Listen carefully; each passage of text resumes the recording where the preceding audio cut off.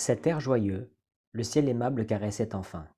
Le monde marâtre, si longtemps hostile et cruel, enlaçait maintenant son cou rétif, et semblait verser des larmes joyeuses sur lui, comme sur quelqu'un qui est peut-être sauvé, et béni par l'amour dans son obstination et son égarement même.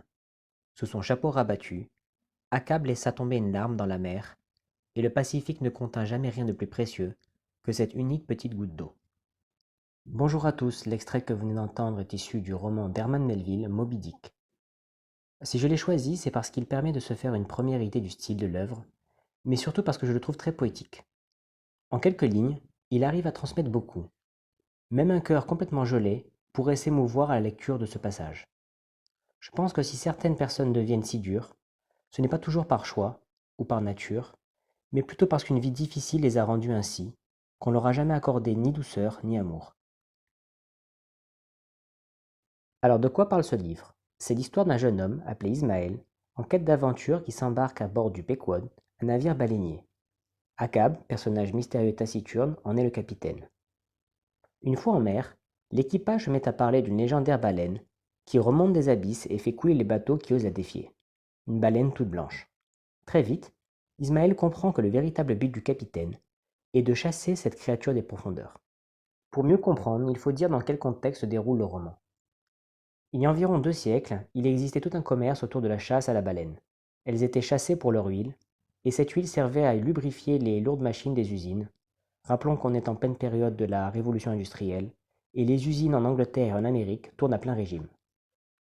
La mer était pour beaucoup synonyme de liberté. Les marins avaient leur propre code, et beaucoup étaient considérés comme des marginaux. Ils naviguaient une bible à la main et un harpon dans l'autre. Le train avait tué la dimension dangereuse et romantique des explorateurs. La mer devenait le dernier espace sauvage du globe. Quels sont les thèmes de Moby Dick? Il y en a beaucoup, mais voici selon moi les thèmes principaux. Les thèmes bibliques. Dès le début, il est clair que le livre est imprégné d'influences bibliques. Déjà le choix des personnages. Ismaël, le protagoniste, c'est une référence directe au premier fils d'Abraham.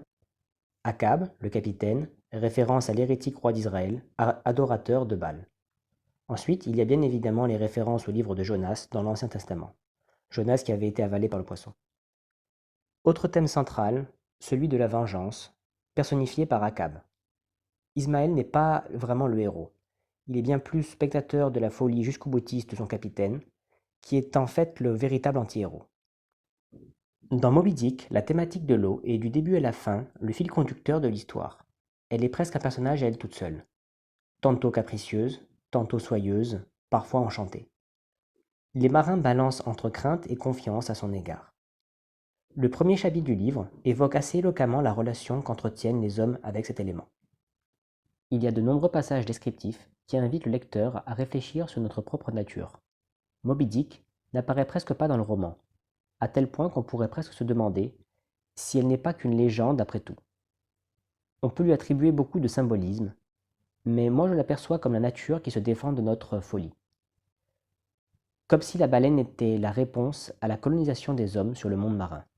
Maintenant, je vais partager mon ressenti personnel en tant que lecteur. Cela n'engage que moi et chacun se fera sa propre opinion à la lecture.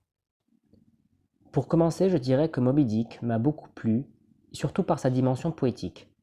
Dès les premières pages, je le trouvais très bien écrit et j'avais envie de continuer dans sa lecture. Ensuite, c'est un livre fait pour les rêveurs. Pour les rêveurs et pour les amants du monde maritime. Forcément étant et l'un et l'autre, j'étais sujet à l'apprécier. Enfin, pour toutes les personnes qui en ce moment même sont dans une situation difficile, qui sont seules ou qui se sentent seules, la lecture de Moby Dick peut les aider à s'évader par la voie de l'imagination. De manière plus large, la littérature offre à de nombreuses personnes un échappatoire.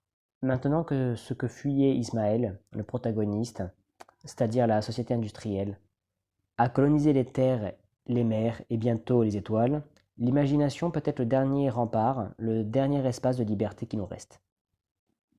Pour conclure la vidéo, j'ai cherché une citation sur le thème de la mer, et j'ai trouvé celle-ci que j'ai trouvée très jolie. Et la mer donnera à chaque homme son lot d'espérance, comme la nuit apporte son cortège de rêves. Christophe Colomb. Au revoir, et à très bientôt.